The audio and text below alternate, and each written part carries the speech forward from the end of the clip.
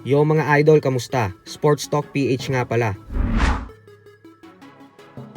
Ang laban ni Tank Davis, pag-usapan natin yan mga idol.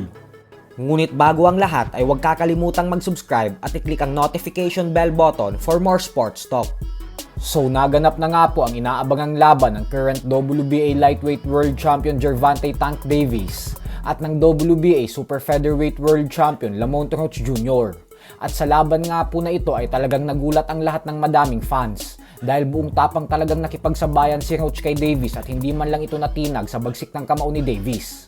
Bukod dyan ay nayanig din si Tank matapos itong tamaan ng solidong counter ni Roach sa panga sa round 8. Pero ang pinakaagaw eksena nga po sa laban na ito ay ang biglaang pagluhod ni Tank sa round 9. Subalit hindi po ito kinonsidera na knockdown ng referee.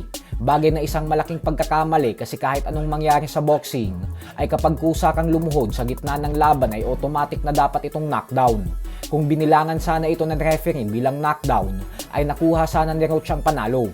Pero dahil sa pagkakamali ng referee kaya naman nauwi sa tabla ang resulta ng laban matapos umiscore ng dalawang hurado ng 114 to 114. Ganun pa man ay sa mata naman ng karamihang fans ay kumbinsido sila na sapat na ang ginawa ni Roach upang makuha ang tagumpay sa laban at ang upset of the year.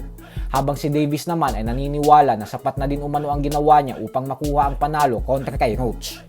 Sa kabilang banda naman mga idol ay alam nga po nating lahat na nakatakda ng lumaban sa buwan ng Mayo sa New York City sa iisang boxing event ang knockout artist Ryan Garcia at former undisputed lightweight world champion Devin Haney, kung saan magsisilbing co-main event si Haney kontra sa former unified junior welterweight world champion Jose Ramirez. Habang si Garcia naman ay bibida sa main event at lalabanan ang former WBA junior welterweight world champion Rolando Romero. At bagamat nga po napakagandang event na nito para sa mga boxing fans, ay tila hindi pa dito nakontento si Turki Al-Sheikh ng Saudi Arabia dahil kahapon lamang ay naglabas ito ng isang napakalaking pasabog upang mas lalong pagandahin at gawing kaabang-abang ang nasabing event na ito. Yan po ay matapos ibunyag ni Turki na bukod sa Garcia vs Romero at Haney vs Ramirez, ay makikita din daw nating lumaban sa event na ito ang current WBO and The Ring Magazine Junior Welterweight World Champion Teofimo Lopez. Ang makakasagupa po ni Lopez ay ang kanyang WBO mandatory challenger na si Arnold Barboza. May napakalinis na undefeated record na 32 wins with 11 knockouts at walang talo. Napakagandang balita din po nito para kay Barboza dahil matapos niyang talunin si Jack Catterall via split decision 2 linggo pa lamang ang nakakalipas, ay lakas loob niya nang hinamon si Lopez na magtuo sila at ngayon po ay natupad na agad ang kahilingan niya. Naniniwala po kasi si Barboza na iniiwasan siya ni Lopez dahil ilang taon niya na umano itong hinahamon.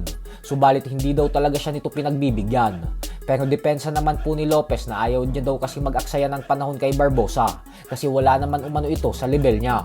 Pero ganun pa man nga po ay dahil opisyal ng kasado ang kanilang sagupaan, kaya naman nangako si Lopez na magpapamalas daw siya ng isang napakagandang impresibong performance sa event na ito, kung saan gaagawin niya daw ang eksena kay Ryan Garcia at Devin Haney. Yung tipong ang kanyang laban umano kay Barboza ang magiging pinakamainit na pag-uusapan ng mga tao.